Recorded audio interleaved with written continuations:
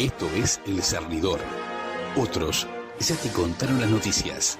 Nosotros te contaremos la verdad. Conducen Álvaro Alfonso, Amodio Pérez y Horacio Lampariello.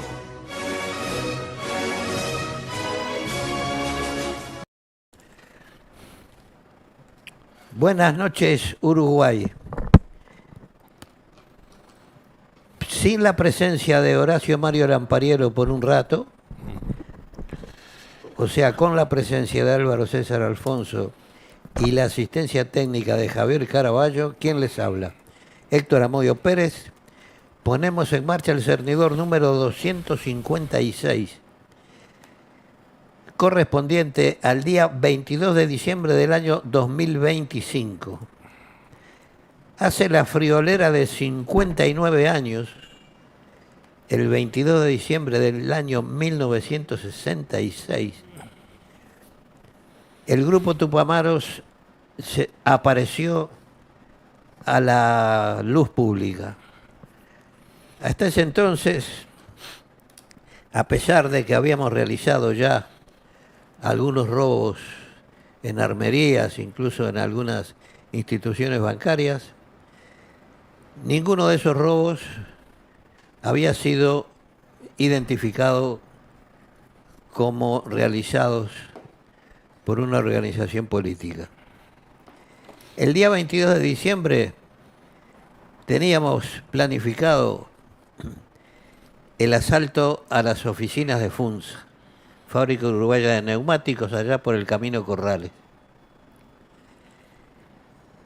Era una operación relativamente sencilla, ya que los carritos con los sobres de los sueldos de los funcionarios de FUNSA circulaban por una gran explanada que había delante de las oficinas. Había llevado una larga discusión si era lícito, ético, realizar lo que llamábamos una expropiación, ya que era ese dinero correspondiente a los pagos de los salarios. Finalmente decidimos que sí, porque suponíamos que la empresa iba a reponer el dinero. No le robábamos a los trabajadores, sino a la empresa, Fábrica Uruguaya de Neumáticos. El asalto fracasó. Resultó muerto un compañero, Carlos Flores, y a partir de ahí las investigaciones policiales en ese entonces, llevadas adelante por el comisario Alejandro Otero, sacó a la luz pública la existencia de una endeble organización política que apenas contaba con poco más de una treintena de integrantes, que lo único que tenía en su poder eran 27.000 pesos, porque se había dejado al albur, digamos, de lo que se iba a conseguir en FUNSA, se habían dejado de conseguir operaciones menores. Precisamente como los resultados de las operaciones menores siempre arrojaban magros resultados para lo que eran las necesidades en ese momento, fue que se decidió realizar en una sola operación, obtener una cantidad importante de dinero.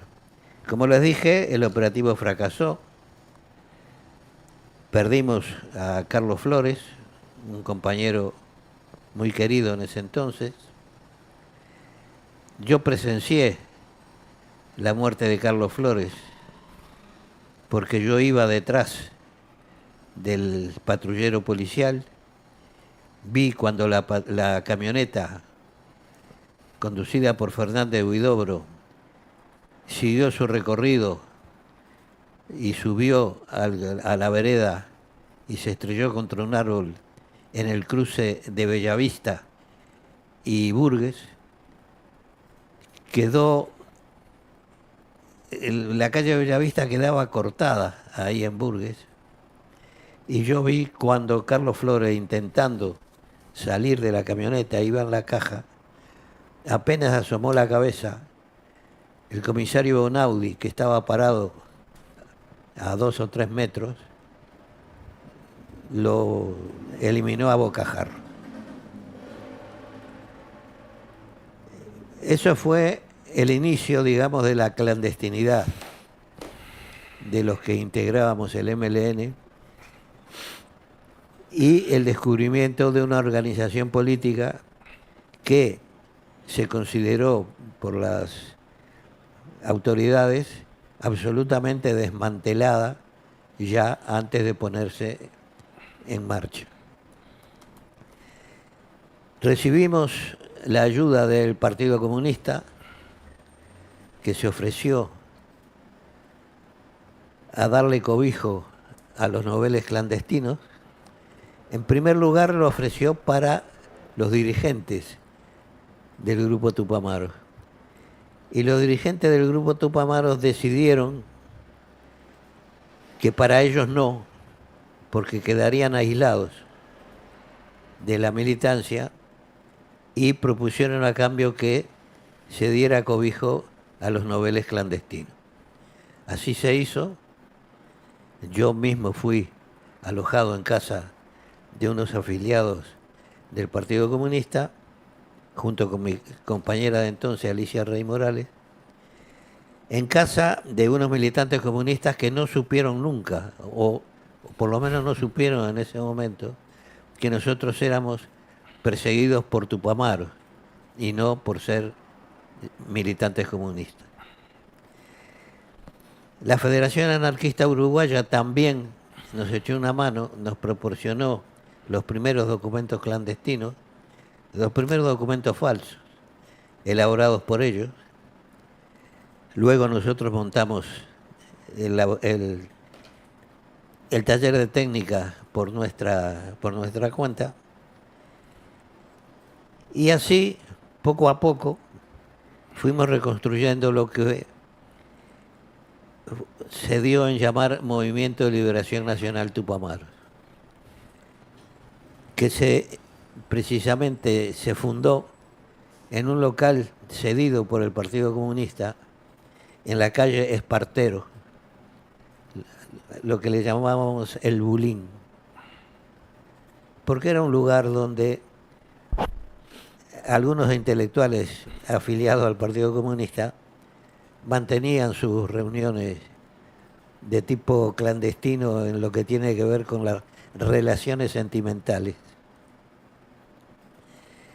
Allí, Jorge Manera, Julio Marenales, Eleuterio Fernández Huidobro, Raúl Sendí y quien les habla, fundamos el MLN, 8 de enero del año 1967. Se puso en marcha así un largo periplo que duró hasta el año 1972, cuando en el mes de junio de ese año el MLN acepta una propuesta de rendición incondicional a cambio de la entrega de las armas y de los pocos militantes que quedaban. Armas que también eran poquísimas en ese entonces. Pero que los mandos militares, ignorantes de que el MLN estaba destruido, ofrecieron una salida que al MLN le hubiera permitido, de alguna manera, proseguir con su sueño de realizar la revolución en el Uruguay, quizás con algunos militares integrados en ese proceso. Eso no se dio por distintas circunstancias, lo hemos comentado en otras oportunidades, no lo voy a hacer ahora. Y hoy asistimos a la paradoja de que una organización que violó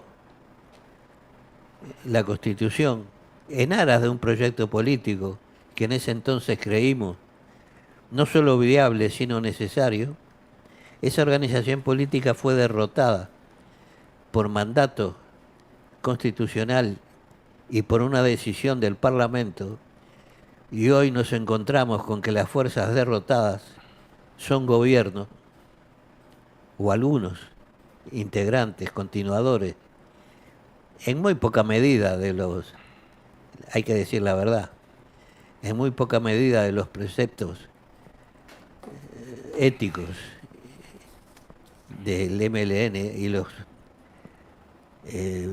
preceptos políticos y sociales del MLN, y los militares que nos derrotaron dentro de la ley, cometiendo excesos, cometiendo torturas y cometiendo crímenes que no fueron juzgados en su momento, nos encontramos que 50 años o 60 años después de aquellos hechos siguen muriendo como presos políticos. Es una paradoja que desde mi punto de vista el Uruguay no sabe cómo resolver, pero que en algún momento tendrá que hacerlo. En fin, llevo reflexionando sobre este día desde hace unos cuantos días atrás.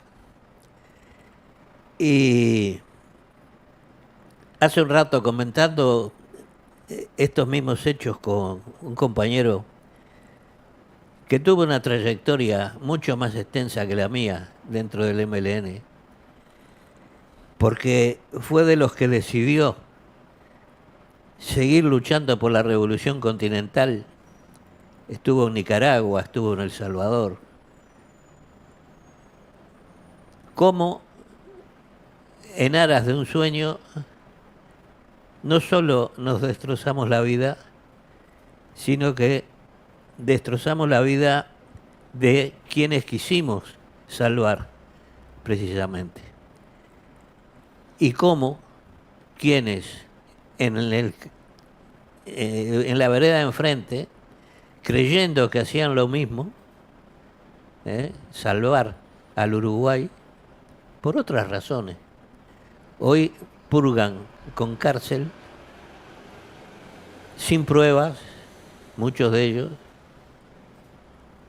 solo por convencimiento, por convicción, en aras o detrás de pomposos discursos que nada tienen que ver con la realidad del momento, ni con las circunstancias que llevaron a esa gente a actuar como actuaron. Yo no niego que las torturas existieron, no niego que hubo desaparecidos, pero el Uruguay quiso dar vuelta a la página y debió hacerlo. No se hizo. Torpezas de un lado y de otro, mala fe de un lado y de otro. Pero aquí estamos y seguiremos pagando las consecuencias de nuestros errores, que como buenos uruguayos no sabemos resolver. Es lo que quería decirles hoy. Por ahora, nada más.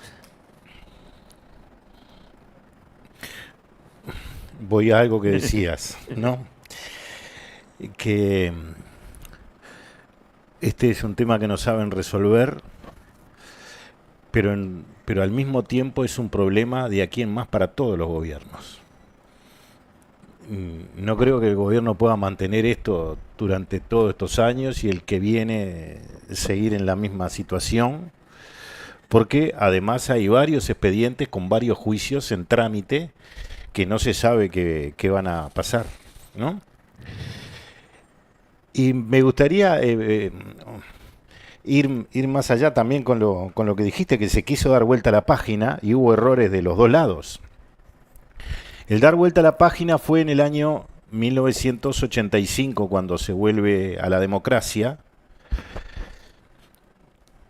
y se vota la ley 15.737, que como ya dijimos no fue solo para los miembros del MLN, sino para todas las organizaciones de izquierda. Es decir, que enfocar siempre en el MLN, no, también los otros son responsables de toda esta situación. Y ahí se plantea, porque había 3 elementos que había que solucionar.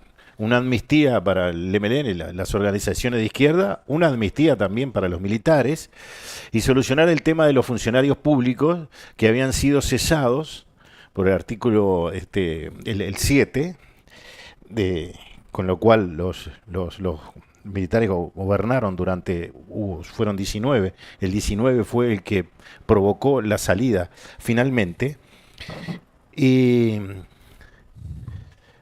se fueron solucionando primero la 15.737, vuelvo a reiterar, la amnistía para el MLN y para todas las organizaciones de izquierda, y ahí se pone un artículo, el 25, que había que solucionar el tema de los funcionarios públicos, cosa que se hizo en otra ley muy cercana, más adelante.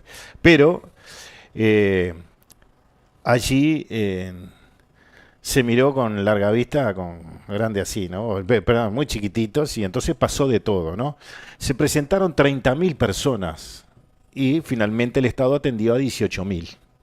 Y la cifra de hoy son unos 400 millones de dólares que hubo que pagar en aquel momento. Bueno, para su cédula jubilatoria, si ya tenía la edad para jubilarse o reintegrarse y agregar esos años que había sido cesado para su jubilación posteriormente. Y eso se hizo en el primer gobierno de Sanguinetti. Pero al mismo tiempo, cuando llega el tema de los militares, o al mismo tiempo, no, antes, porque se le ofreció antes, le dijeron ser incluidos también en la ley 15.737. Y en aquel momento los generales dijeron que no. Y acá hay otra paradoja del destino. Juan María Bordaberry, en el año 1975, cuando le ofrece su plan político a los militares y estos lo rechazan, él dijo que eso que estaban rechazando lo iban a pagar aquellos que iban hasta capitán dentro de muchos años.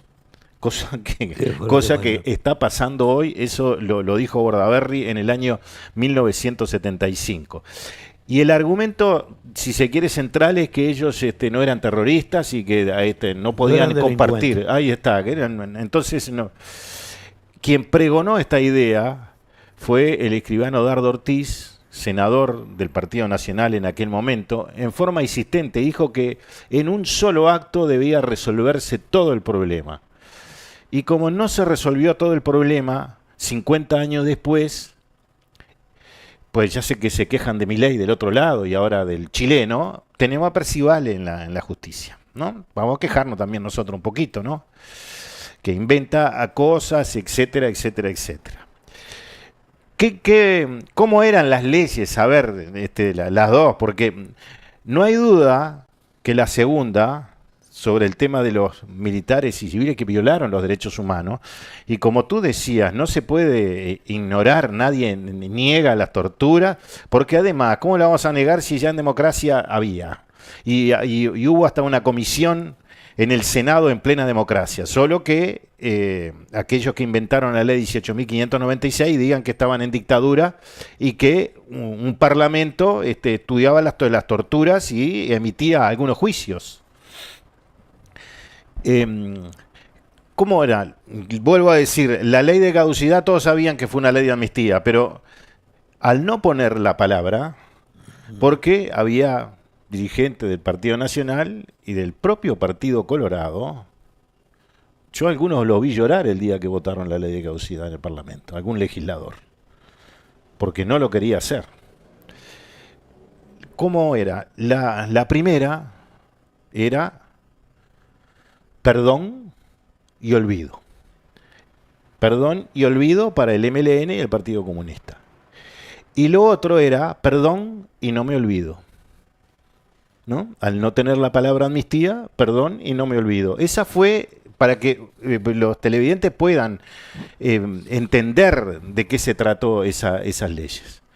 Y bueno, y ahora, hoy seguimos con este tema. Hoy hubo un juicio donde los medios complacientes realmente informan muy mal, ¿no? Porque esto no es por el asesinato de Vladimir Roslik, sino por los operativos que realizaron los militares en el año 1980 y 1984, aunque es llamativo que Percivale no quiera investigar el mismo operativo que se hizo 4 años antes, en 1976.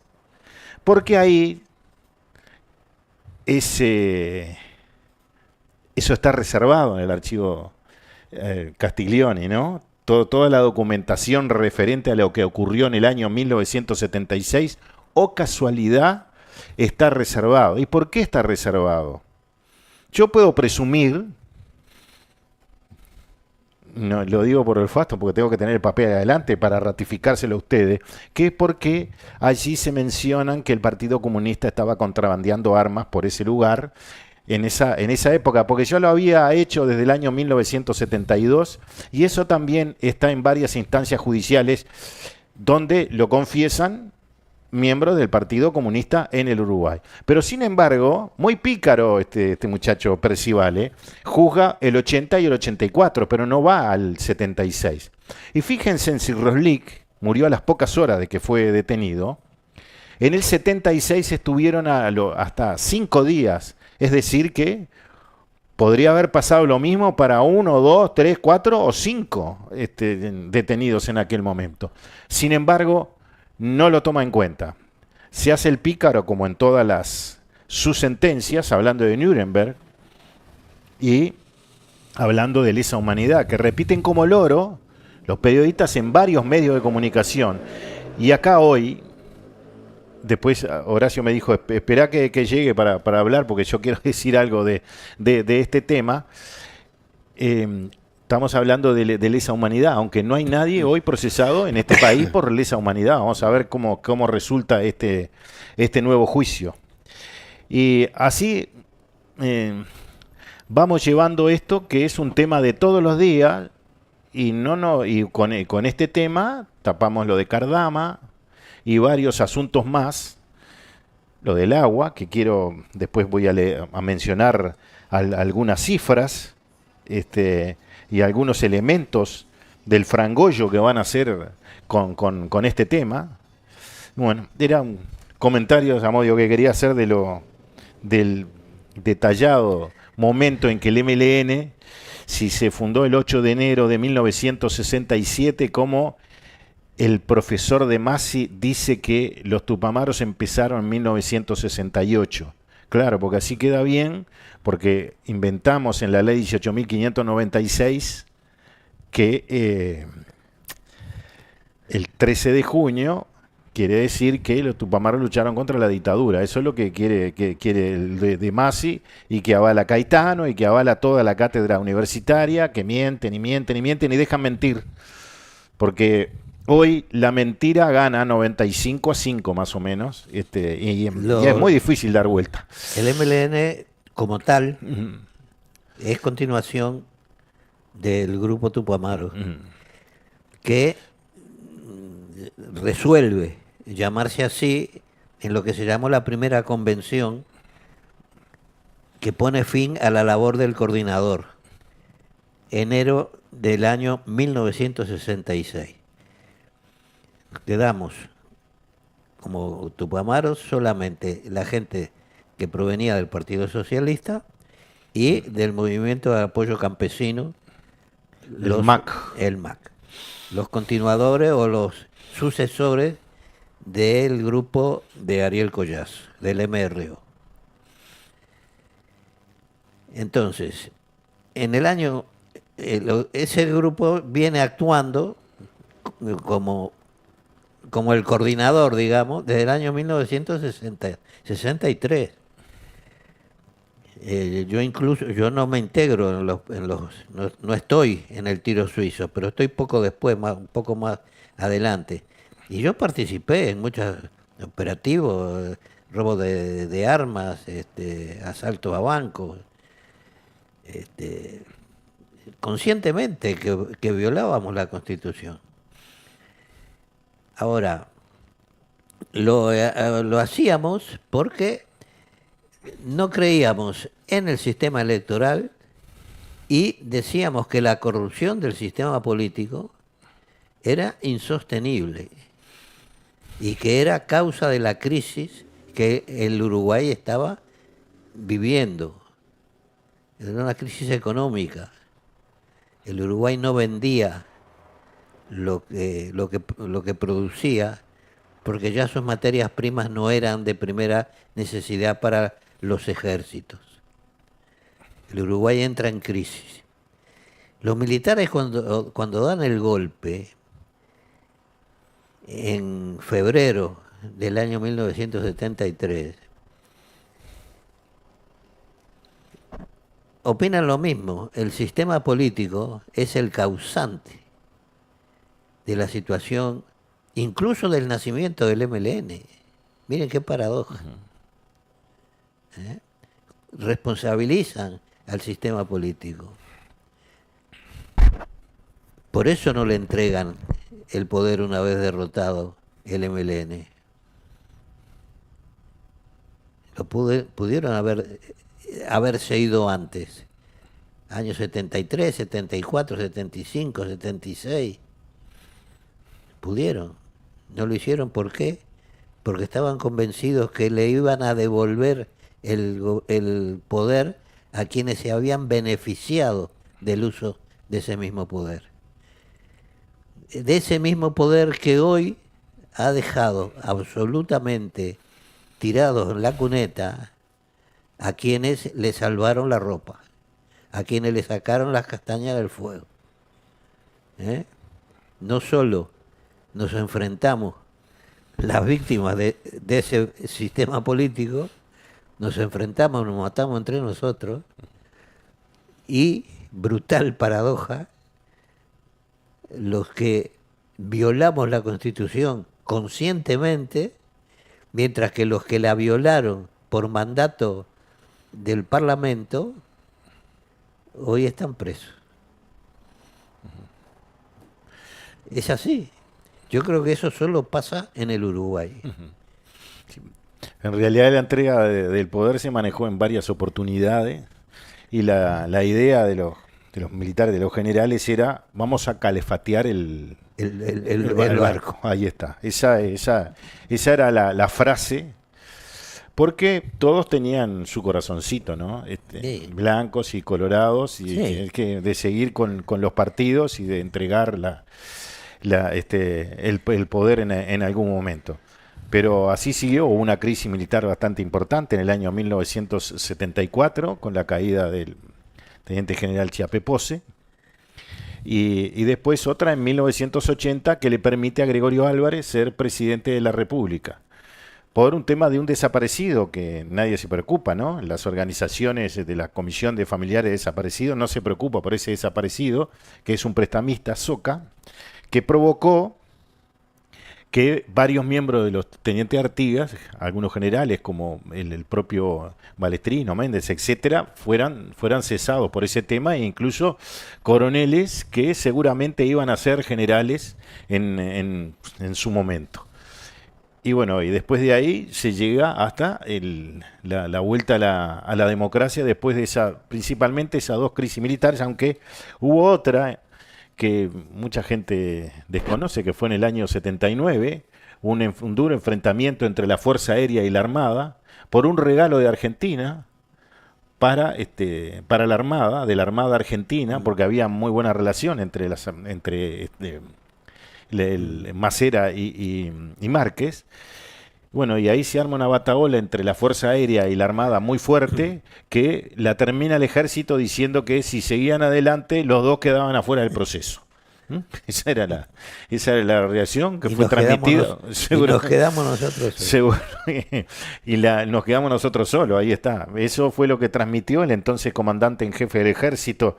Y en los hechos, el hombre fuerte del momento en el país, que era el teniente general Luis Vicente Queirolo, que fue el primero que comenzó con los enlaces en la República Argentina, en el año 1974, cuando cumplía funciones de inteligencia militar, ¿no?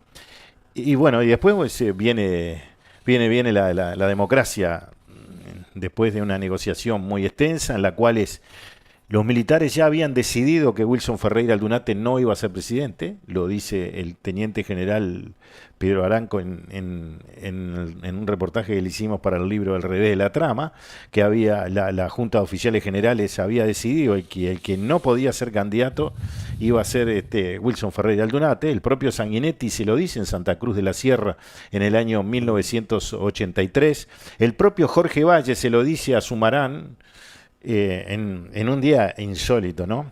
En el año 1983, 24 de diciembre, llevaron preso a Sumarán. 24 de diciembre, ya estaba aprontando para hacer el asado con la familia, lo van a buscar y lo llevan, y ahí Jorge Valle fue a visitar a Luis Bernardo Pozzolo, diputado y senador del Partido Colorado, que posteriormente incluso fue 3 días presidente de la República.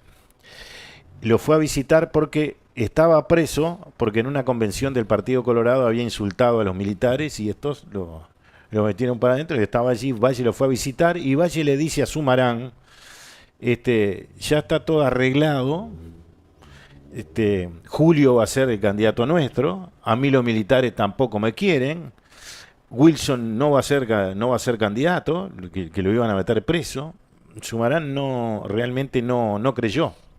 Porque los blancos tenían muy mala relación con los militares. El propio general Rapella, que terminó como ministro del Interior de Gregorio Álvarez, decía algo que es verdad. Y hasta el día de hoy, ¿no? Los blancos son malos negociantes.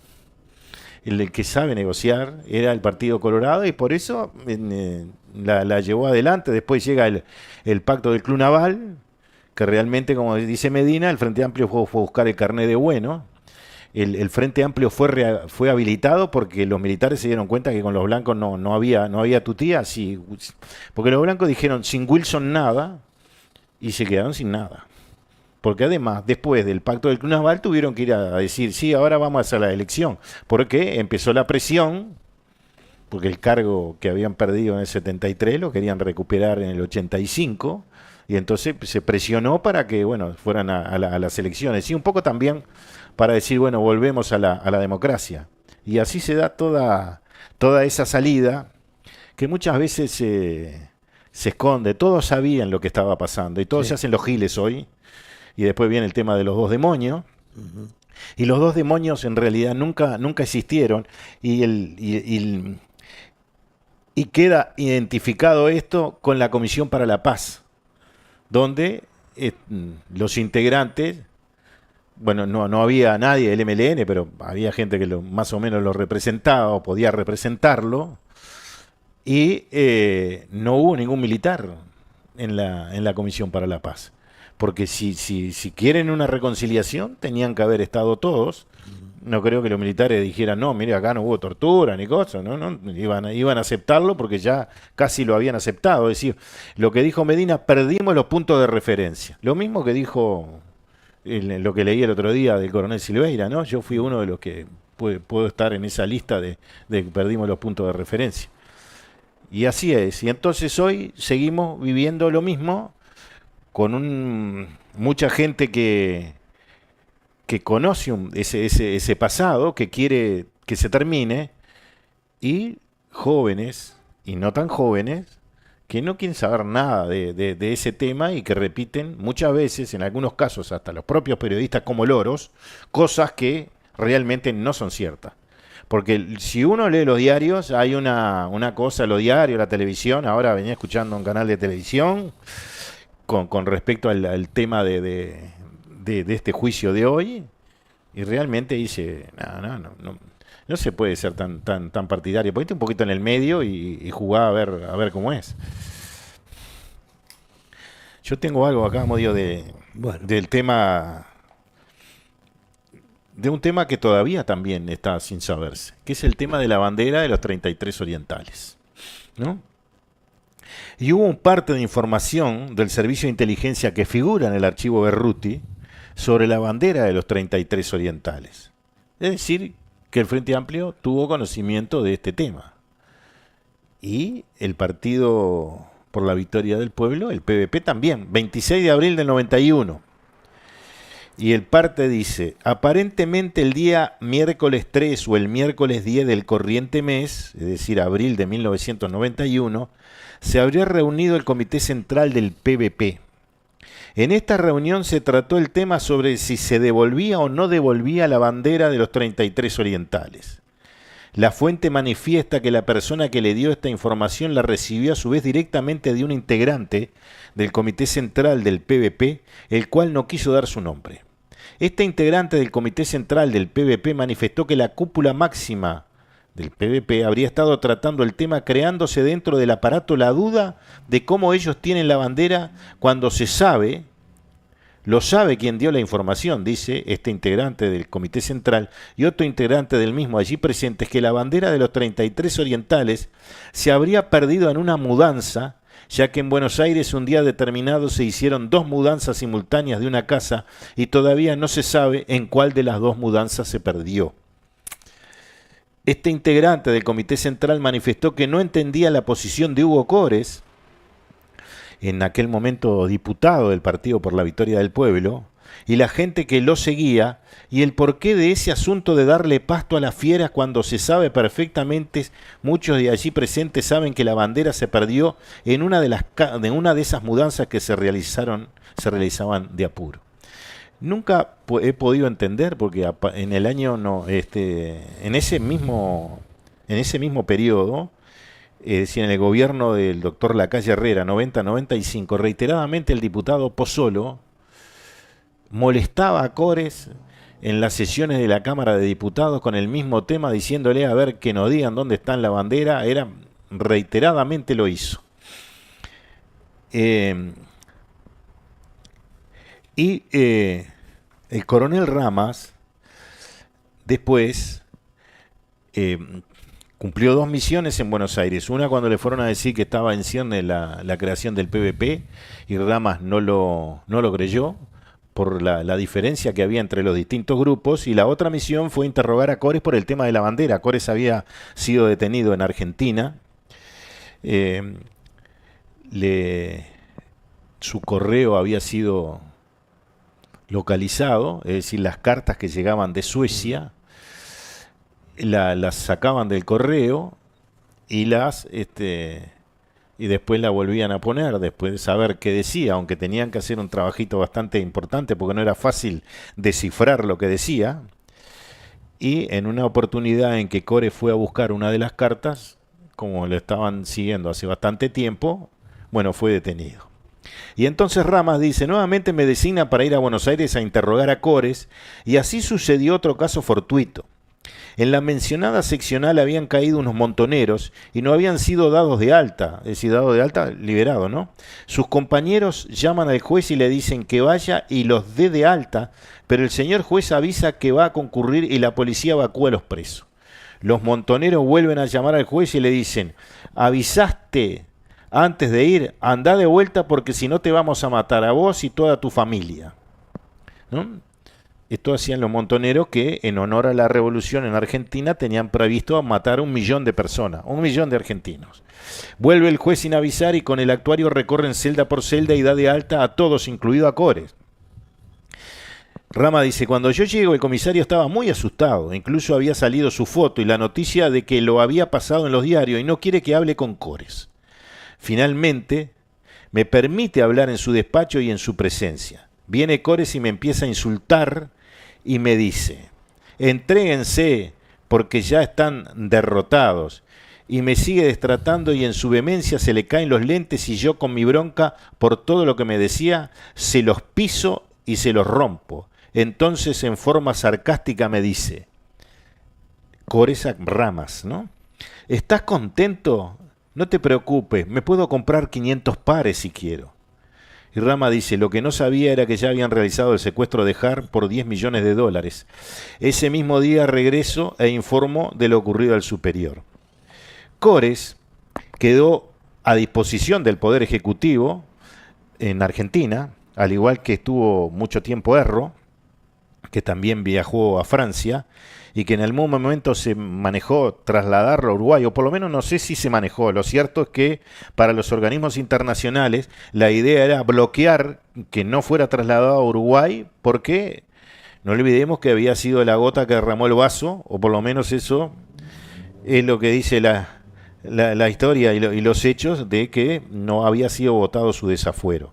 Entonces sale para Francia. Incluso intervino directamente la Organización de Estados Unidos diciendo o pidiendo al gobierno argentino que no lo trasladaran a Uruguay o no lo cedieran a Uruguay, en caso de que, porque se había decidido ya la expulsión de Erro de la República Argentina por las reiteradas reuniones que mantenía con miembros del MLN y todas las organizaciones de izquierda en la República Argentina. Bueno, Cores quedó a disposición del Poder Ejecutivo argentino, después lo trasladan al penal de Sierra Chica, está detenido unos meses y la dirección del OPR 33 lo saca en libertad y lo evacúa para Francia. Lugar, dice Ramas, al que después Mauricio Gatti es el padre de Simón Riquelme, el niño que había desaparecido en Argentina pocos días después de su nacimiento y que es localizado muchos años después, en el año 2000, le lleva $3 millones para depositar en Suiza que eran del secuestro de Har. Todo esto además lo declaré ante el juez Charles, pero no le dio la más mínima importancia ni me creyó. El juez era Charles y la fiscal era Yance, que también escuchó lo mismo, ¿no? Y por último, consideró que en estos momentos María Sara Rita Méndez Lampodio, es decir, Sara Méndez, la madre de Simón Riquelme, debe saber dónde está la bandera y la cuenta en Suiza, ya que era la compañera de Gatti, conocedor tal vez de los pocos que sabían ambas cosas, ¿no? Lo que me llama la atención es que el Partido por la Victoria del Pueblo en estos 50 años no haya dicho dónde estaba la bandera. Bueno, seguramente en el documental algo vamos a decir sobre dónde estaba la bandera. Vio que el presidente Orsi dijo que hay cosas en la ley de urgencia que fue ratificada por la ciudadanía que son aberrantes. Bueno, yo lo que quiero decir, porque ya están pasados con esto, ¿no? Recordemos que en la ley de urgencia el Frente Amplio, cuando hizo campaña, dijo que se iba a privatizar la educación pública, entre tantos disparates, ¿no? Bueno, Yamandú así no, porque de dictadorcito ya no. No, usted como presidente de la República no se puede plegar al Frente Amplio, que ya varias veces, porque ya no se las pasan por las partes, se las pasan por donde otra palabra que podría decir, ¿no?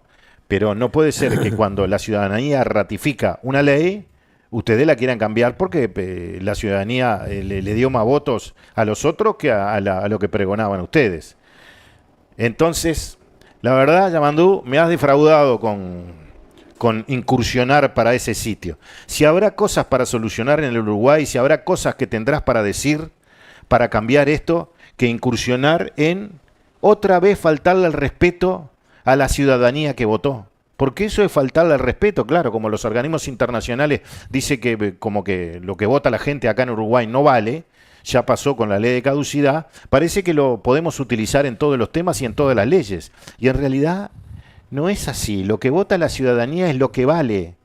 Porque podríamos decir que tal vez hay muchos que puedan decir que no me gustó el resultado electoral del mes de noviembre. Pero es así la democracia. La democracia se tiene que respetar, pierda o gane lo que uno vota y el sentimiento que uno vota. En mi caso, casi siempre he perdido, pero bueno, son las reglas de la democracia y por lo tanto hay que respetar las mismas. Y después tenemos lo otro que todavía sigue en el tapete, que es la ley de la seguridad social, de los 60 a los 65 años, esa promesa. Pero ahí es más grave todavía, porque el 39% dijo que quería lo de los 60, pero el 61 no. Y además hubo muchos dirigentes del Frente Amplio que incluso se pronunciaron públicamente en contra de esta norma. Pero esto sigue con el diálogo social o humo social. Y otra cosa que quiero decir. Cuando habla el presidente Yamandú Orsi, habla el Uruguay. no es Orsi el que habla. Sus mensajes son el país, es el país el que los hace. Porque él es el presidente. Y es el presidente de todos, los que lo votan y no lo votan. Sin embargo, muchas veces cuando uno ve que van a los organismos internacionales o a los ahora en esta cumbre, en la cual somos empleados de Lula. Y no podemos ser empleados ni de Lula ni de Milei. Había un diplomático que decía, por ejemplo, que con Argentina nos teníamos que pelear, pero teníamos que ser el último país en romper relaciones diplomáticas si era necesario. Especialmente esto viene de la Segunda Guerra Mundial. Y es lo que hay que hacer. Empleado ni de uno ni de otro. Es así. Sin embargo, la Cancillería uruguaya es empleada de Ignacio Lula da Silva. Según para donde camine Lula, allá van los uruguayos. Y bueno, ese es otro déficit de ese gobierno de no conciliar la política internacional que se intentó llevar adelante a partir del año 2005 y que después con la llegada del Frente Amplio se terminó totalmente. Bueno. Hablando de frangollos, seguimos con el frangollo de Cardama, ¿no? Sí. Ahora resulta que lo que está en juego es la seguridad de las tripulaciones de las patrulleras. Escuché el otro día a la ministra que decía que no podemos poner en juego la integridad física, como que las patrulleras no están siendo bien construidas. Sin embargo, había una garantía que era la de la empresa Lois, que está calificada, refrendada a nivel mundial como una empresa experta en la construcción de los barcos. Entonces es una cosa nueva que se agrega, como que se busca resquicios de tipo anímico, sentimental. Claro, no podemos arriesgar, como que Cardama está fabricando unas cosas que son un riesgo para el que se suba a usarlas, ¿no? Y yo creo que hay que ser un poco más serios. Se metió el gobierno en un frangollo que ahora no sabe cómo va a resolver, dice que va a dejar de pagar. Ya anunciaron hoy que no van a pagar Por eso, más. no van a pagar, con lo cual hay un rompimiento de contrato Sí. No, dice unilateral total. Total. Dice que no van a pagar hasta que no falle la justicia uruguaya. Ahora, ¿a quién denunciaron? Porque no se sabe a quién denunciaron, porque el senador Ojeda pidió que le dijeran a ver a quién habían denunciado, y la fiscalía dijo que no le daba la información. Entonces no sabemos a quién denunciaron. Yo veo que se profundiza en un error, que no saben, viene a la uruguaya, creamos un problema, bien del Pepe Mujica. Sí. Esto es lo ponemos en marcha reflejo, y después bebemos. No sé, bueno, claro. Y después bebemos. Bueno, corregimos. Hay relatos. Yo cada vez que leo relatos de viejos Tupamaros o viejos miembros del MLN que cuentan su relación con el Pepe Mujica, y realmente era de película, ¿no? Pero de película de Chaplin. Sí. Con todo lo serio que fue Chaplin en algunos aspectos, cuando nos quería hacer reír, yo creo que nadie mejor que él. Y bueno, y con el Pepe yo creo que se ha hablado de Cantinflas, ¿no? Yo creo que hay algo más profundo atrás de... Y lo hablábamos hoy por la tarde con este compañero también, ¿no? Toda esa parafernalia que se montó alrededor del Pepe estudiante, que leía los clásicos griegos, y donde se ha publicitado su cultura, y era todo lo contrario. Menospreciaba a quienes lo rodeaban que tenían un cierto nivel cultural, o que teníamos un cierto nivel cultural, porque tampoco no éramos lumbreras. Éramos tipos que, bueno, forzados o no, hicimos un esfuerzo por cultivarnos de alguna forma, más que nada para satisfacer a nuestros padres, que veían en nosotros una esperanza de mejora con relación a la vida que ellos habían llevado, ¿no?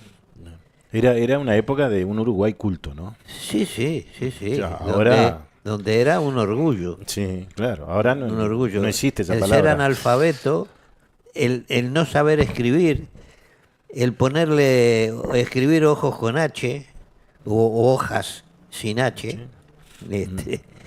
Ahora da lo mismo. Ahora da lo mismo.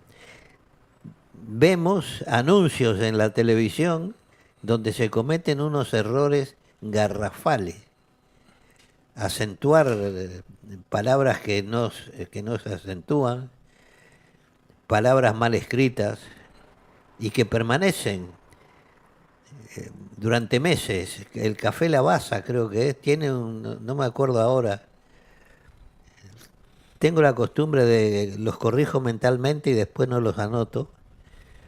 Una manía que tengo, pero si hay algo que se ha despreciado en este país es la cultura, el esfuerzo. Y por ahí vino lo de menospreciar el trabajo. La vida hay que vivirla, hay que disfrutarla. Pero también hay que laburarla, porque ¿cómo vas a disfrutar de la vida si no haces lo primero que tenés que hacer, que es luchar por los tuyos? Y luchando por los tuyos, luchás por tu país, que también es tuyo. En fin, no sé. Bueno, Mujica en un momento puso como ejemplo para el Uruguay una tribu africana que no trabajaban y que cuando tenían hambre iban a buscar pescado que tenían ahí cerca y a tomar agua. Es decir, que ese debía ser el ejemplo para el Uruguay. Él seguramente vivía de las acelgas que cultivaba. Para eso tenía un tractor. Sí, claro. No, y su abuelo lo usaba también, para la foto. Y su abuelo también, una persona muy adinerada en aquella época, que nadie puede decir, pues le voy a dar un solo ejemplo, ¿no? Hizo poner 6 kilómetros de línea para tener teléfono en aquella época en la que Mujica era un niño de 6 años. Ahora, en el departamento de Colonia, por las dudas. Ahora, ¿vos te imaginás a los de Florida? No sé a dónde iban a ir a pescar. Sí, claro. Los de Durazno en el Río Negro. En el G. Bueno, no sé. Y los de... ¿Eso qué quería decir? Que se podía comer las ovejas, las vacas que pastaban libremente. ¿También quería decir eso? No sé. Bueno, voy a dar unas cifras de OCE. ¿Y qué pasa ahora con esto? ¿Un nuevo Aratirí? ¿Un nuevo Aratirí? Sí, nuevo Arasatí. Sí. Bueno, ¿Cómo es ese tema? A la vuelta vamos a hacer un pedido de información pública, que ya tenemos la mayoría de las preguntas, pero todos los días surge alguna más, ¿no? Acá hablan de ahorro de 360 millones a 121. Se van a hacer no sé cuántas obras con el ahorro del... Sí, ahí está, pero no entiendo, a ver si salía 360 o 800, póngale, ¿cómo van a hacer la planta de aguas corrientes que dice que van a hacer? La represa de Casupá. La planta de lodo. Seguro, otra obra en la interbalnearia, etcétera, etcétera. A mí, vuelvo a reiterar, a mí me encantaría saber a qué banco van a pedir la plata, porque así vamos nosotros a pedir, porque si usted, parece que el Frente Amplio pide 100 pesos y paga 100 pesos. ¿no? No tiene intereses a 20 años, no paga 300. Los tarados que pagamos 300 somos nosotros, porque no entiendo este ahorro.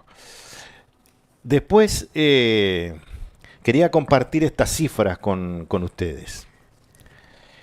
En el gobierno pasado y también de los gobiernos del Frente Amplio, la deuda entre el 2005 y el 2020 en OCE creció 143 millones de dólares. ¿Cuándo creció más? Es muy fácil esto. Fue 2010, 2015, en el gobierno de José Mujica.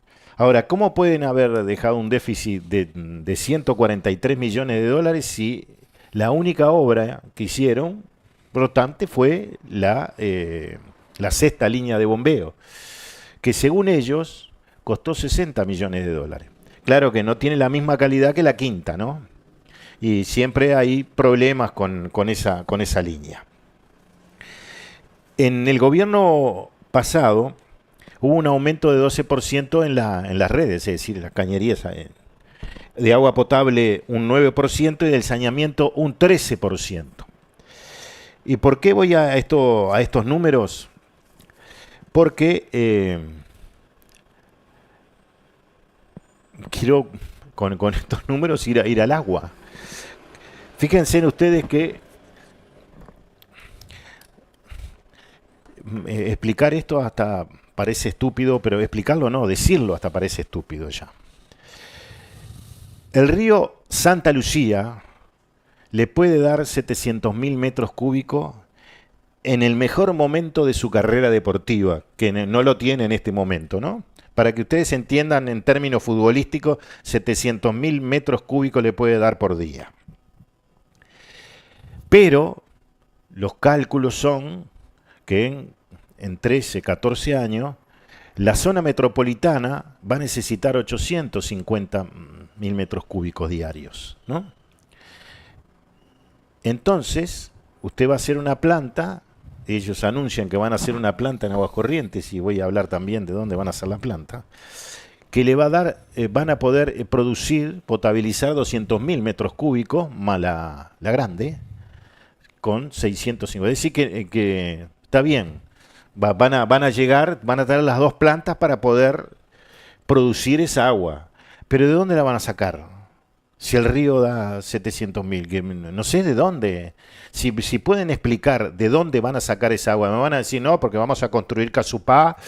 ¿Y qué les asegura Casupá? Primero, hay que llenarla, ¿no? Y bueno, si vamos en los mismos, en el pedaleo que van en este momento, porque en Aguas Corrientes todavía ya está trazado el estudio de impacto ambiental. Y veremos qué dice el estudio de impacto ambiental, ¿no?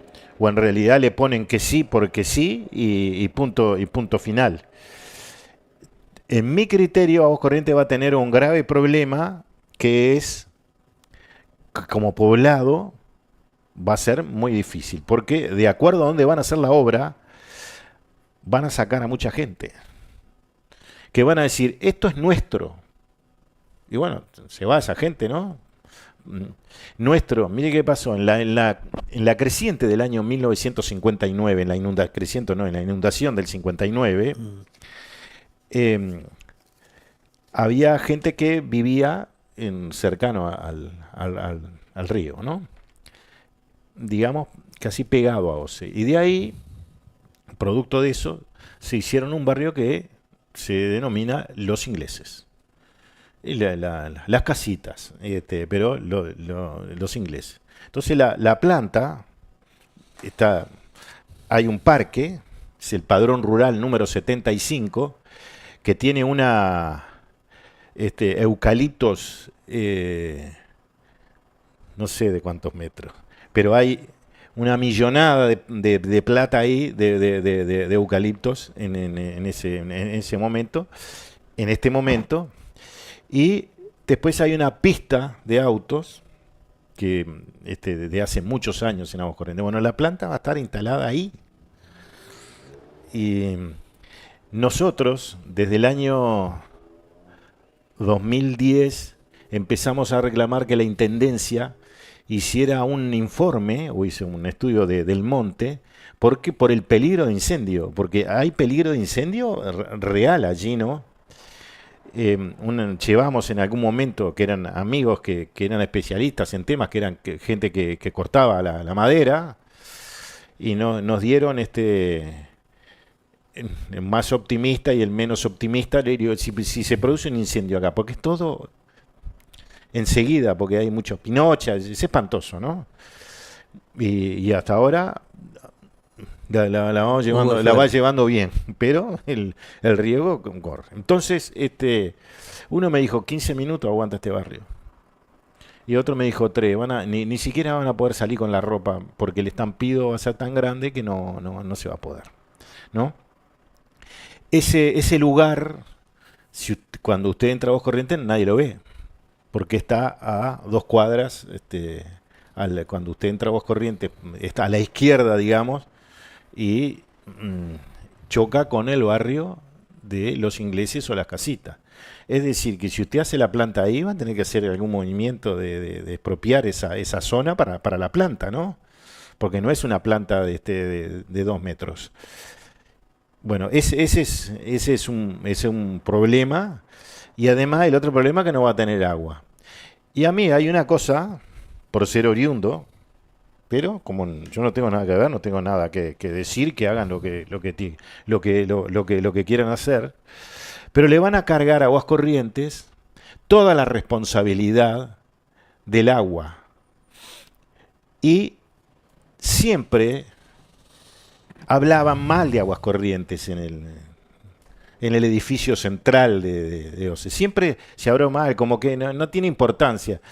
Yo cuando vine a Montevideo le decía, si ustedes están acá, subsisten porque existe Aguas Corrientes, si no existe quien produce estas oficinas, no existiría. Bueno, eso le daba un poco de calentura, pero a mí me gustaba hacerlos calentar en ese momento por cómo se habla. Y ahora resulta que Aguas Corrientes es el salvador de todo, y en realidad yo creo que no va a poder salvar a nadie. Pues no porque no tenga capacidad para hacerlo, sino porque no tiene agua. Y entonces esto decirlo parece estúpido ya a esta altura del partido, pero bueno, ellos siguen adelante, y hicieron esto por no hacer lo otro, que sigo sospechando por qué fue, no he podido corroborarlo, pero bueno, algún día capaz que pasa algo importante para que lo podamos corroborar. Y hoy OCE tiene la misma cantidad de funcionarios que en el año 1962. Y cuando se fundó OCE el 19 de diciembre, que pasó de la Compañía de los Ingleses, el 19 de diciembre de 1952 al Estado, la producción o el consumo de agua era poco más de 100.000 metros cúbicos, ¿no? Bueno, ahora tenemos lo que tenemos, y las conexiones más o menos andaban la misma. Ahora son casi 1.200.000 conexiones que tiene OCE. Y eso va a seguir creciendo, creciendo y creciendo. Bueno, esa es la situación del organismo, que no puede hacer ninguna obra si en el presupuesto no viene. Porque lo que siempre digo es, OCE se lo toma como un organismo social, y cuando van a pedir la plata a la Oficina de Planeamiento y Presupuesto, pasa a ser un organismo económico. Porque le dicen, no, pero tienen que administrar mejor. ¿Y cómo va a administrar mejor? Porque usted no sabe. Esto es lo mismo, que tiene los mismos problemas que la policía. La policía tiene otros problemas de delincuencia, etcétera. Acá, bueno, a veces también los hay. Pero usted puede, las 24 horas del día, le puede pasar algo grave y dejar sin agua a mucha gente, ¿no? Porque puede pasar. Hay muchos eventos que la gente desconoce, especialmente en Aguas Corrientes, corte de energía, etcétera, y los que están en Aguas Corrientes tienen que saber a los pocos minutos dónde está el problema, porque si no ya Montevideo va a tener problema. Entonces, es decir, que vamos a ubicar las 2 plantas donde se puede generar ese problema, y no hicimos la otra por eso. Y además ahora, ¿qué van a hacer con los lodos? Si van a hacer otra planta, van a generar 30% más de lodo que lo de ahora. Ya la institución de derechos humanos dijo que se estaban violando los derechos humanos en Aguas Corrientes. Entonces, uno, en este caso yo, puedo ir y denunciarlo, porque tengo la sentencia, porque fue firmada por mí y por 7 personas de Navos Corrientes, mejor dicho, por 7 personas de Navos Corrientes y por mí. Y entonces yo tengo derecho ahora a ir a la justicia civil y decir, miren que se va a violar más los derechos humanos en Navos Corrientes, se siguen violando, y Navos Corrientes debería ser resarcido. Pero esperemos. En mi criterio, esto es uno de los más grandes errores de este gobierno, ¿no? Incluso si no querían a Arasatí, llevarlo bueno, ahora se me escapa. Bueno, la población más adelante. A Juan Lacase. A Juan Lacase. Y llevarlo a Juan Lacase y solucionar, porque estaba con Nueva Helvecia. Hasta soluciona problemas en Nueva Helvecia, en Rosario, que hubo durante la crisis hídrica problemas bastante graves, y toda la zona de San José, en Ciudad del Plata, soluciona todos los problemas esa planta. Pero no, tampoco lo quieren ahí. Un lugar que no tienen que andar con esas expropiaciones raras y que está, si se quiere, preparado. Bueno, un propio edil representante en la Junta Departamental de Colonia planteó el tema y el Frente Amplio no le da bolilla, porque cuando dice, no, nosotros atendemos a los compañeros y cosas. ¿Cómo los atendés? Si ni siquiera lo escuchás cuando te está hablando de algo serio e importante y en la cual ese edil tiene razón. Por algo toda la Junta de Colonia votó a favor, ¿no? Por algo fue. Pero el tiempo dirá qué pasa con este frangollo, que no va a estar solucionado hasta el 2030. Y en este caso hoy faltarían 1 año y medio para terminar Arasatí. Y hoy estaría trabajando gente en Arasatí, y era una planta modelo similar a la de Europa. Claro, los triunfadores en la licitación en aquel momento buscaron el arreglo, ¿no? Porque tenían en la manga la posibilidad de hacerle un juicio al Estado, que el Estado creo que ya empezaba pagando más que con Cardama.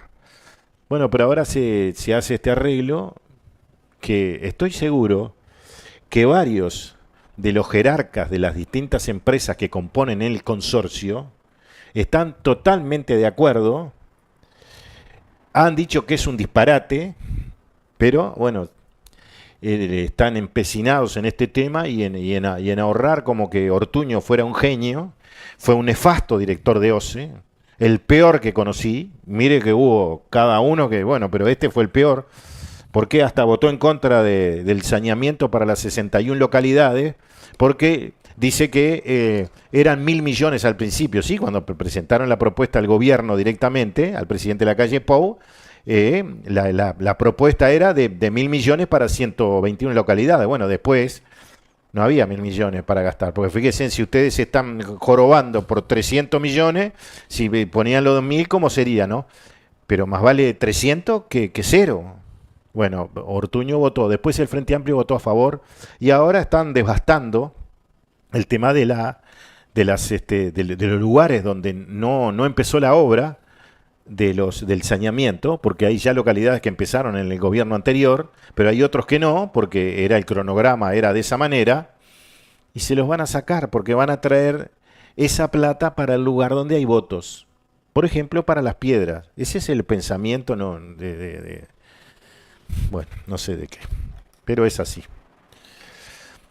Yo estaba pensando el otro día, vos contaste una anécdota de cuando hiciste una entrevista y tuteaste a Víctor Espárrago. Sí, claro. Ahora es general, ¿no? Sí. Bueno. Fue la mejor lesión que me dieron, ¿no? Yo escuchando a este hombre, Daniel Castro, creo que es Daniel Castro, sí, Daniel ¿no? Castro, sí. Hablando de Lucía, la entrevista que le hizo a Betiana Díaz, y le pregunta, ¿escuchaste la entrevista a Lucía? Sí. Es chocante, ¿no? Claro, pero siempre se le puede decir, Es como, siempre se le dice senador. como si hubiera una relación casi paternal Sí. o filial o fraternal, no sé, me chocó. Sí, sí, claro, pero no va a chocar. Porque ahí es diputado, senador, al aire. Después si tenés una relación de cosas, cuando salís, Sí. le decís vos o con lo que quieras. Pero cuando estás entrevistando a alguien, siempre tenés que tener el O respeto. te estás Por algo está refiriendo, ahí, porque la gente te, lo votó. Más te estás refiriendo a sí, alguien que, bueno, más allá de los errores que puede haber cometido, las discrepancias que podamos tener, fue vicepresidenta de la de la República. República. Exactamente. Entonces referirse a ella como No, Lucía, como si fuera su hermana o su hija, o sea, no sí, sé, me sí. pareció. Sí, pues es Yo creo una. que se han perdido los puntos de Sí, referencia, sí, ahí está, se perdieron los puntos de se han referencia, eso es perdido verdad. muchos. O lo que estamos haciendo es practicando un periodismo de sobremesa, ¿no? Mm. No sé, que se tratan temas de profundidad de una manera muy condescendiente, porque, bueno, no sé, por ejemplo, ¿qué le vas a... Cuando Lucía habló de los despidos de la radio de M24, yo qué sé, era para decirle, bueno, pero vamos a ver los principios éticos Del de un MPP. partido de izquierda o que pretende ser de izquierda, cómo puede actuar con este sentido tan capitalista, ¿eh? Porque hay que recordar que la batalla que se dio en todo el mundo, por lo menos yo la viví en Europa, Ujú. cuando se empezó con las empresas unipersonales, donde las empresas llegaron a acuerdos con sus trabajadores, con despidos simulados, ¿eh? Yo te despido, pero no te despido, porque vas a seguir trabajando para mí. Entonces yo te tendría que pagar, vamos a poner 50.000 euros por el despido. Te voy a pagar solo 10, pero vos formás tu empresa con esos 10.000 euros, formás tu empresa, compras tu maquinita, tu ordenador, y formás una empresa unipersonal y me vas a facturar a mí, ¿eh?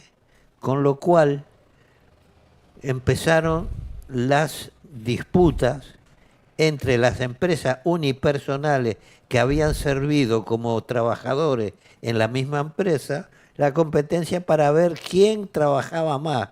Y la única forma de trabajar más era reduciendo la factura, Listo. ¿eh? O sea, fue un destrozo de todas las conquistas sociales, laborales. No tenés vacaciones, no tenés horario, no tenés seguridad social, te la tenés que pagar vos, no tenés vacaciones. En fin, un triunfo del sistema capitalista que la llamada izquierda europea permitió. Y nosotros copiamos, ¿eh? Tú, o Amodio, hablabas de Lucía Topolansky. Y bueno, el Frente Amplio perdió la última pieza para negociar, ¿no? Porque legisladores del Partido Colorado y del Partido Nacional sabían que estaba hablando, si se quiere, con el poder dentro del Parlamento, ¿no? Por lo que había en la familia, digamos. Pero, y desde ese momento que no está Topolansky, es un desastre. ¿Mm? El nivel de las bancadas, bueno, yo le digo que en general el nivel del Parlamento es muy, muy jorobado, pero el nivel del Frente Amplio, de no tener poder de negociación, porque ¿qué es lo que ocurre? ¿Quién manda en el Frente Amplio hoy? ¿No? No se sabe quién manda.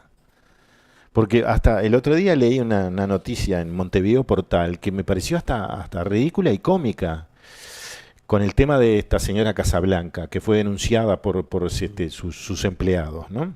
Y entonces decía la noticia, el futuro de Casablanca será decidido por Yamandu Orsi, Sánchez, Díaz, pero es el presidente, no es no es un triángulo esto, ¿no? Triunvirato. Un triunvirato.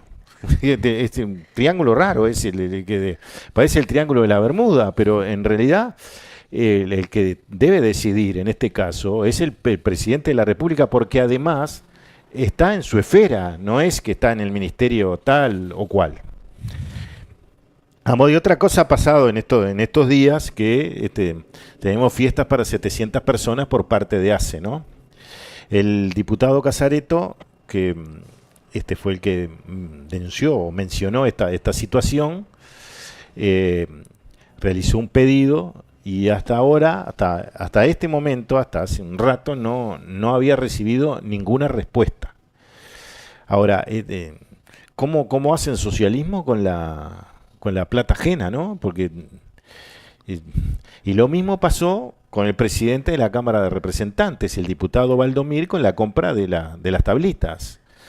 Que lo ridículo esto es que quienes lo querían devolver al final no se los aceptaban, y entonces se lo iban a dar a Pettinati para que los rifara en su programa.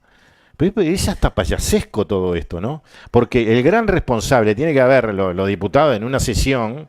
Claro, esto salta después que se bajó el primer periodo de acción del Parlamento, pero ahora hay una comisión que va a trabajar siempre en los periodos que se está en receso. Y fíjense en que en cualquier gobierno de cualquier mundo, si pasa esto, ¿qué pasa con el que tomó la decisión?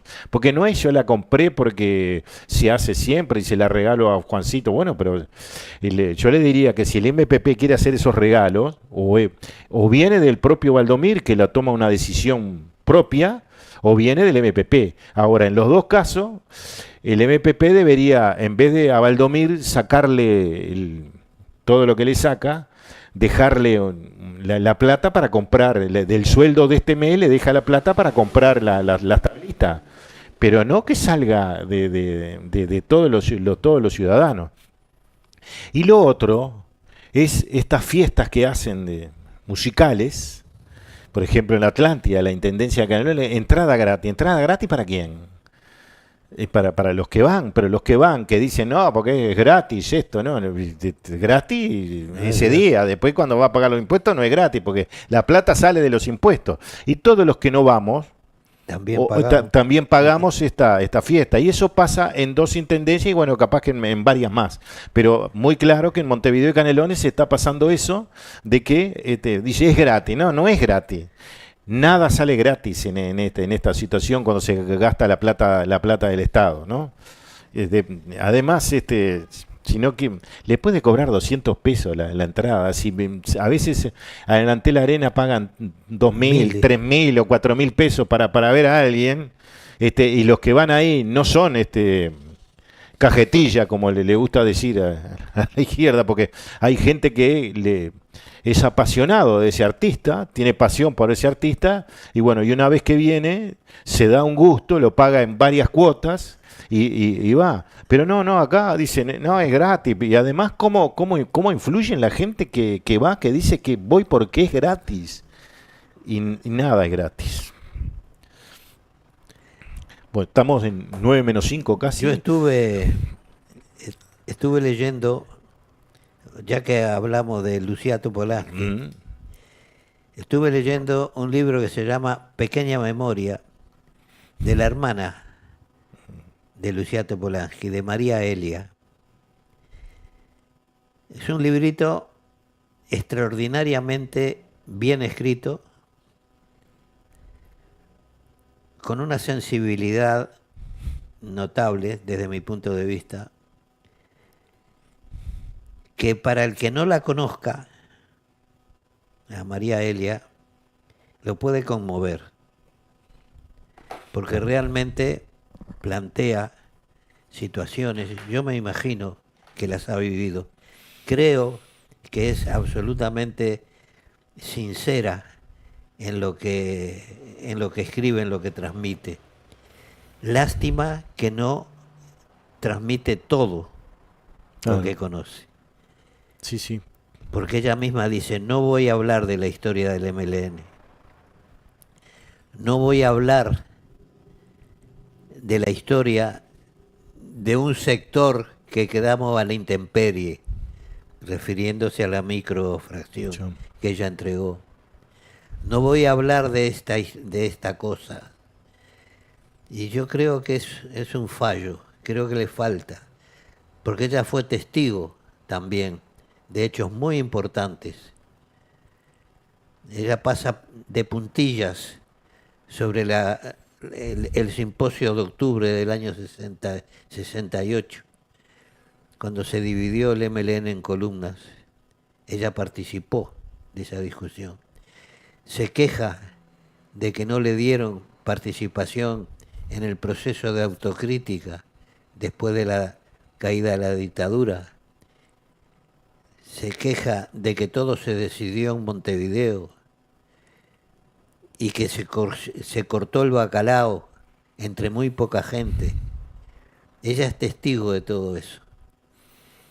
Y más allá de las discrepancias que yo he tenido con ella, que han sido muchas y muy grandes, le reconozco que tiene derecho a plantear esas cosas, como tuvieron tantos otros, y tampoco les dieron pelota.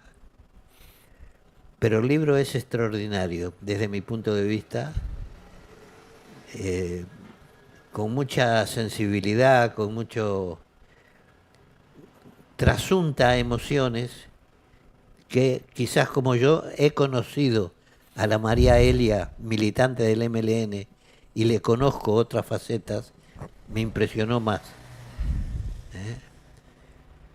Pasa de puntillas sobre la detención de Nel Tachi, que causa una debacle terrible, y ella tuvo una responsabilidad en esa debacle, porque ella, con su compañero de entonces, Leonel Martínez Platero, a espaldas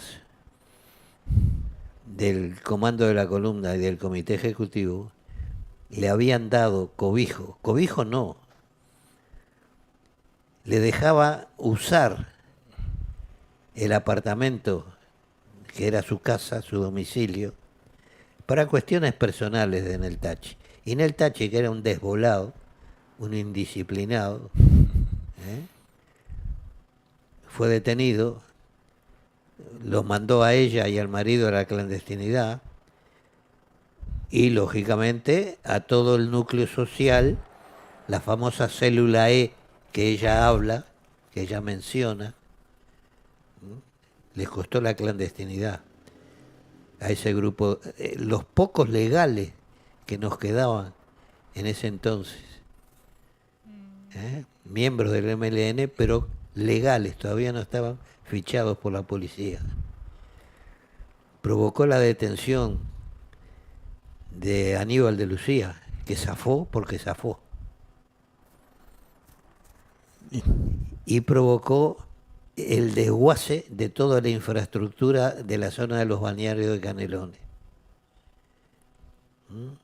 Toda la zona, lo que hoy es la Costa de Oro, el Pinar, Lagomar, Parque del Plata, todo eso a Marquetalia, allá en camino Paja Blanca. Hubiera sido bueno que hablara de eso también. Pero y, bueno. este señor argentino que tú mencionas, tampoco era muy querido del otro lado del río. ¿No? Nosotros fuimos testigos hablando en una mesa con D'Angelo, con otro importante dirigente montonero en Argentina, Sí. Que La Baña. La Baña, ahí está, La Braña, y bueno, ahí hubo varias anécdotas que prácticamente coincidían con las que hacía Modio de Nos Uruguay, manda- de la misma persona. Nos lo mandaste para aquí. Sí, claro. Me Sí, dijo. como la devolución, como diciendo, ¿para qué me mandaste a este para acá, no? Era así. Era de ustedes. Amodio, yo tengo una duda que tal vez seguramente tú puedas, a ver qué de esto que quiero preguntar. Es muy bueno que gente del MLN escriba, ¿no? Sí. Y cuente más allá que pueda. ¿Y por qué las otras miembros de las otras organizaciones de izquierda, por qué no hacen lo mismo? ¿Mm?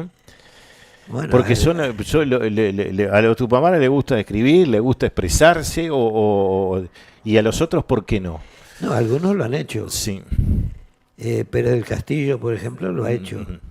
Ha escrito un libro, creo que se llamaba Las Cartas Olvidadas. Pero sí, realmente son muy pocos. Pero yo hablo de mucha gente que te participó directamente en la acción, ¿no? Sí. Sí.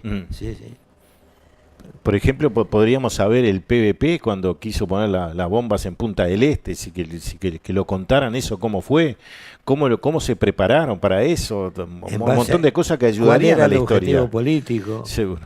Si tuvieron en cuenta las consecuencias que esos operativos iban a causar. Bueno, el MLN tampoco lo hizo con el 14 de abril.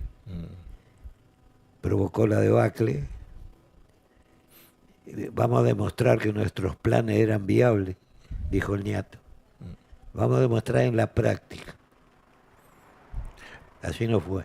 Claro, pero para eso hay papeles y cosas que uno puede más o menos descifrar y que lo han manifestado públicamente. Pero en este caso, no, en los casos que me estaba refiriendo, por ejemplo, esto de Punta del Este y algunos más. Sí, algunos miembros del Partido Comunista, por ejemplo, Sí. Valenti, ha Sí. escrito mucho. Sí. Lo que pasa Son- es que tienen un sesgo, Novelea, ¿no? tienen un Novelea. sesgo determinado. Claro.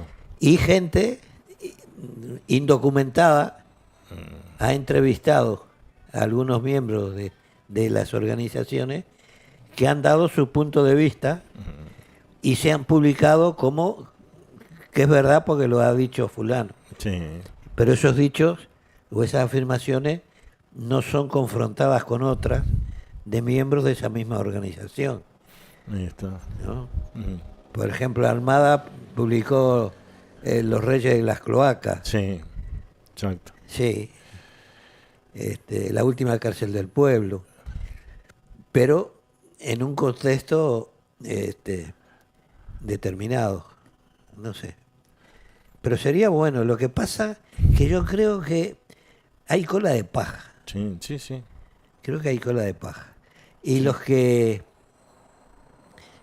han, por ejemplo, cuando se presentó el libro Los Audios del Ocaso, de Masi, que estaba en la mesa de los presentadores, dijo, el MLN le declaró la guerra al ejército. Y yo, cuando terminó el acto le dije, cuando usted lea el libro, verá que no fue el MLN, Seguro. que fue Raúl Sendic. Sendic, claro. Ujú. Entonces me miró, me dio la mano, me saludó, pero no sé si leyó el libro. Me pudo haber llamado y decir, pues sí, tiene razón. El que le declaró la guerra al ejército fue Raúl Sendic, Sendic. no el MLN. Bien, claro, el MLN como tal no fue, ¿no? Claro. Y como Fue eso... una decisión unipersonal que arrastró lo que arrastró, claro. En fin. Cuando se quiere cosechar la historia para hacerla, bueno, En fin. tiene que estar el aporte de todos y no encontrarnos nosotros, por ejemplo, con el tema de documental, Ya. que tenemos que andar con lupa para poder descifrar y llegar a Sí, lo que queremos. Mismo el Ñato escribió una historia de los Tupamaros que termina en el año 68. Dijo, a partir de aquí necesitamos el aporte de otros compañeros. Ahora, es que no hubo compañeros que a partir de 1968 pudieran escribir la historia, o no se quiso escribir la historia. No. Porque escribir la historia a partir del año 1968 implica hablar del desarrollo del MLN a partir del año 1968, la división en las columnas. Y ahí surgiría cómo determinadas columnas se desarrollaron más que otras, analizar el por qué unos confundieron autonomía con descentralización, que son dos cosas distintas. Descentralización era poner en marcha las columnas en la puesta en marcha de una línea elaborada por el comité ejecutivo. Después cada columna, dentro de esa línea, podía trabajar autónomamente. Pero eso no quería decir que a mí se me ocurriera a poner en marcha una línea de acciones que no estuviera avalada por el Ejecutivo. Ahí está. Cuando se decía, no, el accionismo de la columna 15, el militarismo de la columna 15 nunca hizo ninguna acción que no tuviera el aval del Comité Ejecutivo. Entonces, o el Comité Ejecutivo estaba equivocado, y la 15 actuó equivocadamente en virtud de la línea política del Ejecutivo. Así de claro. Sí. Fíjense hasta dónde pues llegaban los Tupamaros, que en el 74, cuando comienza la relación directa por lo que estaba pasando en Argentina, de que el MLN, unos querían continuar con la lucha armada, otros que no, me envían a dos oficiales, en primera instancia a la República Argentina, a esperar a ver qué querían hacer, porque si van para allá de vuelta o no van, se quedan acá, y si se quedan acá, ¿qué van a hacer acá? Se van para otro lado, y los militares argentinos no le daban mucha bolilla, y le decían los Tupamaros. A los militares uruguayos les decían, ¿dónde están los Tupamaros? ¿No? ¿Para qué? Sí, claro, porque podían decirle de otra manera, pero le decían los Tupamaros para que vean cómo había pegado ese... Lo que sí me llama la atención es la relación con el ERP directamente, ¿no? Porque era marxista-leninista hasta las manijas, y sin embargo... El MLN no era así, después una parte se convierte. Sí. Esos son trotskistas. Ahí está. Bueno, son las 9, Amodio. Bueno, Horacio no llegó. Al final Horacio no ha venido. Sí. Hemos sacado el programa adelante, sí, nosotros dos solitos. Sí. Y nos vamos a ir. Sí, pero quiero hacer un saludo a los televidentes. Haga usted saludo, entonces. Bueno, lo primero que quiero decirles es que gracias por estar de ese lado, porque si ustedes no estuvieran de ese lado, estar de este lado nosotros no tiene mucho sentido. En realidad no tiene sentido. Eso lo primero. Lo otro es también agradecerles por los mensajes que nos pasan,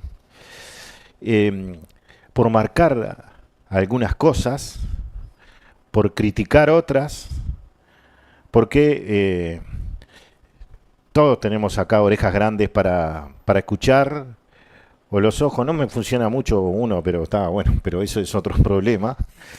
Pero veo bien. Ahí está entrando seguramente Horacio porque se sintió la puerta. Y desearles una feliz Navidad, un año próximo mejor que este. Y desearle al Uruguay que no tenga años tan convulsionados como ha sido este directamente, o que vamos perdiendo cada vez la convivencia en la sociedad. Tenemos un grave problema que esperemos que las autoridades políticas puedan resolver, que es el tema del narcotráfico. Y bueno, nosotros ahora tenemos que terminar el documental el año próximo, y también tenemos el proyecto del libro del documental, y en mi caso, que será compartido con ellos también, otro proyecto importante para el cual me han me han llamado que va a estar el próximo año, que espero lo podamos concretar. Muchas gracias. Realmente digamos que he revivido estando en este programa, porque claramente Calavera no chilla, pero no podía trabajar en los medios. Y he revivido en este programa y nadie pensaba, creo que ninguno de los tres, que pudiéramos estar con más de 250 programas y que vamos por más. Es decir, que a los 8 que están del otro lado, como decía Sánchez Padilla, gran tipo, Sánchez. Corazón para ustedes. Bueno, yo llegué recién, les pido disculpas, mis compañeros los logré ver antes, pero tuve que llevar a mi hija al aeropuerto, que había estado complicada, internada de tarde, ahora viajaba, pues es la Parielo, entonces esta se emperra y no había forma de sacarla del lío.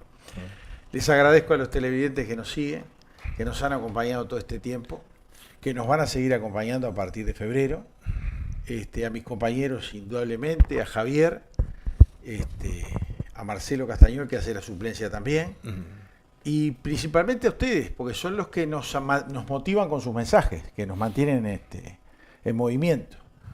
Así que, bueno, que tengan feliz Navidad, buen fin de año y un buen Reyes, que nunca estaría de más, ¿no? Está complicado esto del país con el Reyes, ¿no? En este país está complicado. Estaba escuchando ahí lo que votaron hoy, una veña para embajador plenipotenciario en África, recuerdo, creo que Etiopía o alguno de esos países africanos, y la metieron directo en el Senado. Es espantoso. No pasó por la comisión permanente, y los argumentos son para llorar. Rosario Portel, embajadora en Rusia, y Carolina H., embajadora en Portugal. No, pero a ver, esto fue peor. Pero bueno, sí. Los dejo así. Bueno, Manuel Picón escribió hace muchos años un tango que tenía una frase que decía: rajemos del Uruguay que están tocando el rebato. Ya no hay más nada que hacer. El juez tocó 3 silbatos. Esperemos que no se cumpla. Por el bien de todos. Así que, lo dicho, felicidades y hasta la vuelta. Esto es El Servidor. Otros ya te contaron las noticias. Nosotros te contaremos la verdad. Conduce Álvaro Alfonso, Amodio Pérez y Horacio Lampariello.